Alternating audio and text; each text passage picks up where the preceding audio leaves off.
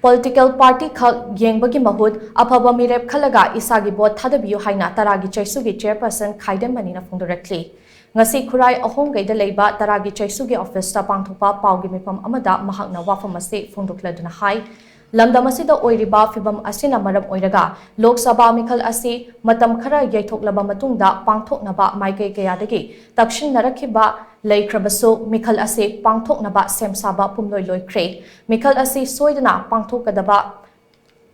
Matamasida, Aikoina, Karamba, Mirepta, Bot, Pigadege, Haibase, Yam the Munda, Kanbachangi. Indiagi Oina, Apunba Set Masing, Jamanga Nifu Humdoirom, Ladiba, Asige Manunda, Aikoigidi, Subnatage, Set Anikatamak Lady. Inner the Meerep Taruk Aduga, outer the Meerep Mari, Punda, Meerep Tara, Lamba, Tonriba, Asidage, Meerep Anikak, Kangadabanina. Yamna munna khatharaga bot piba mathau tai hauzik oirakliba fibam asida political party khaktada yenglaga bot pibagi matam oidre parliamenta manipur miyamgi khonjel oiba ngamgadaba matik chaba mirepta bot pirasi hainasu mahakna makhata ki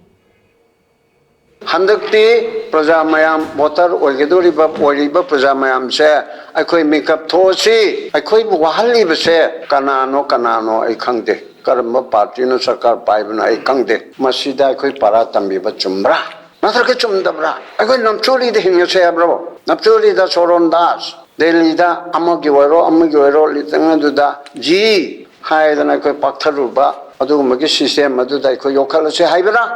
adu mai tawragati ai su yauna tawrage prajana yaragati adu yade haragati pesa phana pige piro to ai ki kokse right to vote kanam ugadam nati Kanam Kangadam Nati, Aina, Aya Pamba, Aya Wakalachin, Aina Kangdabale, Akangmada Hangaga, TOMTV, Sukana, Pagadi, and Sibula, Hebra, Sina Abula,